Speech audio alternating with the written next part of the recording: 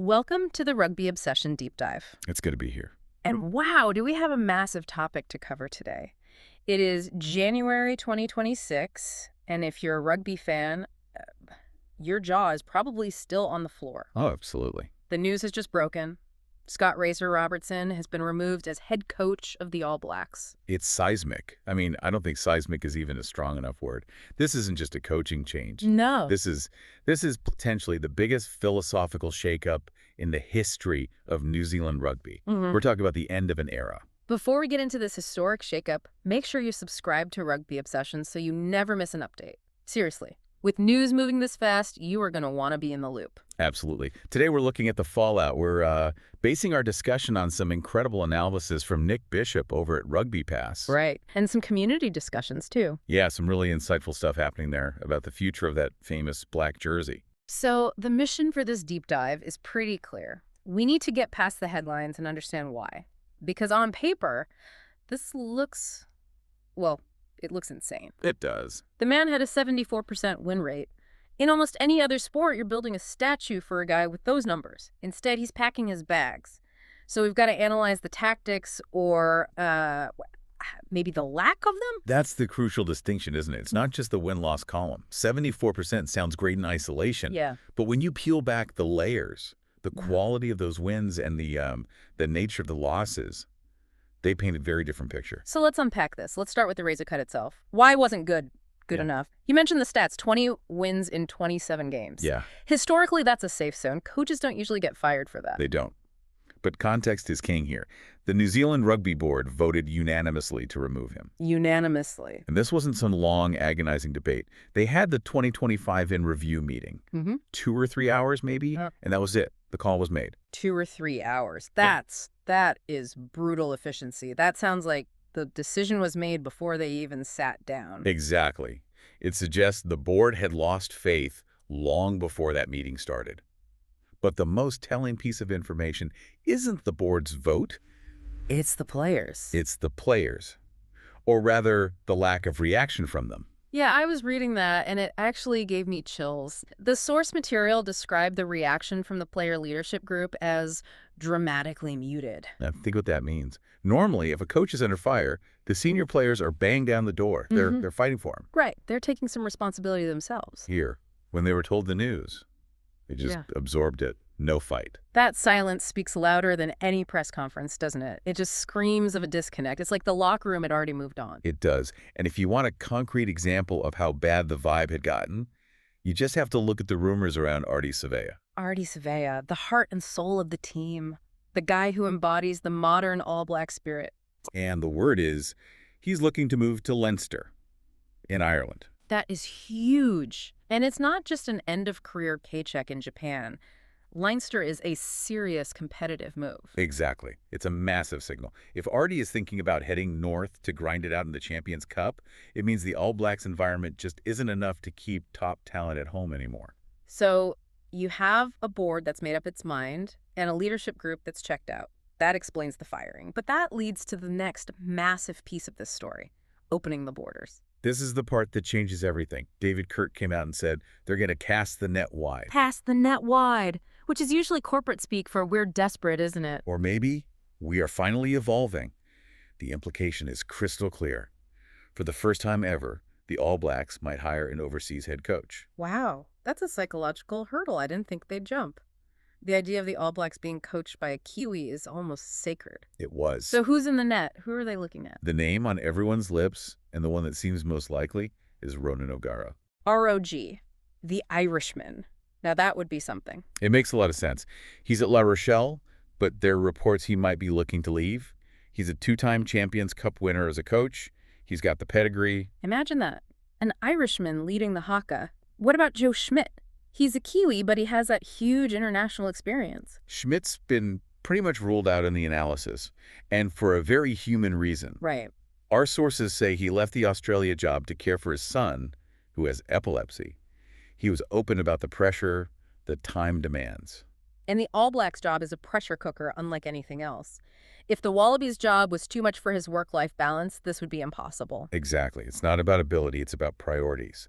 And you have to respect that. Absolutely. Okay, so Schmidt is out. What about Jamie Joseph? He's a known quantity, a hard-nosed Kiwi. That one's complicated. It's the Tony Brown factor. Ah, the package deal. Precisely. Joseph and Brown, they come as a pair. But Tony Brown is the attack coach for the Springboks. Right, and he is absolutely killing it there. We'll get to that. And Razzie Erasmus just signed an extension through 2031, which includes his staff. So Brown's locked in. It makes Joseph a much less likely candidate. Which brings us neatly to the tactical side of things. You mentioned Tony Brown. It feels like he's the architect of the All Blacks' misery right now, doesn't it? He is a major part of it, yeah. Yeah. And before we dive into tactics, it's the contrast in style on the sideline that's so stark. Oh, totally. But hold that thought. If you're loving this breakdown, hit that subscribe button on Rugby Obsession right now. We go deep like this every single time. So that contrast, under Robertson, the All Blacks coaching box was described as a dead bat. Dead bat, like in cricket. Take all the energy out of the ball. Exactly. Emotionless. Yeah. Sterile. Whether they were winning or losing, he was just poker faces. Now compare that to the Springboks. Creative chaos. Yes. Yes. It's animated. They're high-fiving. They're stressing out. Razzie's always asking, would this work? Let's try it. It's like a laboratory. And the irony is they're using old All Black tactics to do it. That's the bitter pill. The Bulks are winning ball wide right, spinning it wide left. They're playing something from nothing rugby. Yeah. That used to be the All Black signature. Yeah, we grew up watching that, counterattacking from your own goal line. And now South Africa, historically yeah. the most conservative team, are running these beautiful, chaotic attacks because a Kiwi coach taught them how. It's like watching your ex teach someone new all your best jokes. Yeah. And the results for Robertson were catastrophic. Let's hit the stats of the collapse. They're just damning. In Wellington against the Bulks, the All Blacks lost the second half, 36-0. 36-0 in a single half. At home, that's a total capitulation. And they lost the final quarter of that game, 26-0. It just shows a complete inability to hold on. And it wasn't a one-off.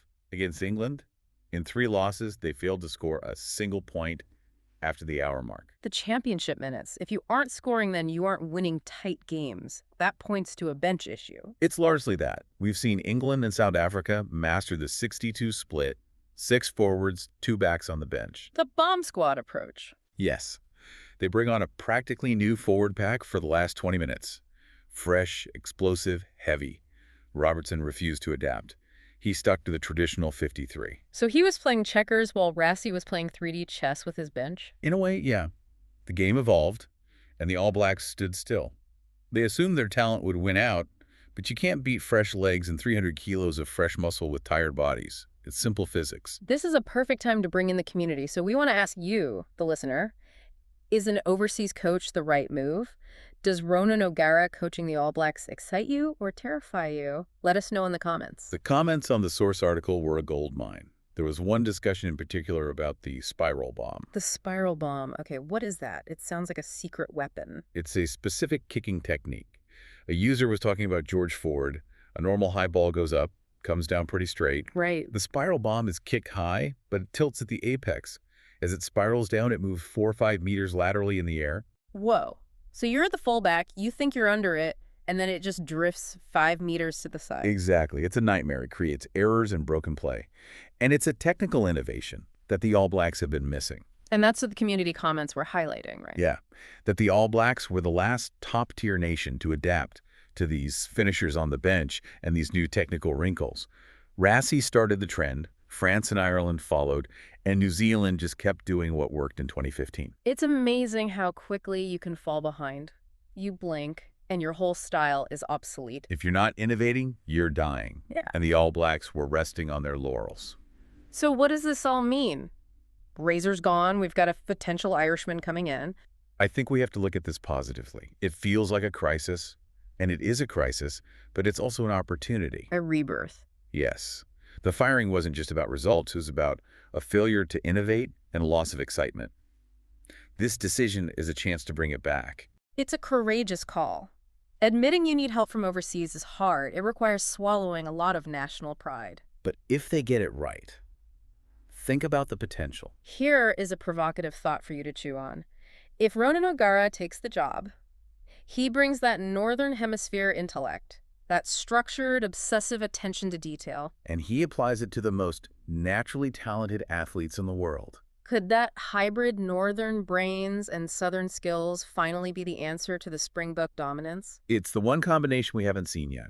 A top Northern coach taking the reins of the Ferrari that is the All Blacks might be the only thing that can stop that creative chaos. Man, I cannot wait to see how this plays out. It's going to be a wild year for rugby. It certainly is. Before you go, make sure you subscribe to Rugby Obsession. We are going to be tracking every development of this coaching search, and you don't want to miss it. We'll be breaking it all down right here. Thank you for listening to the Rugby Obsession Deep Dive, and we'll look forward to you listening to our next episode.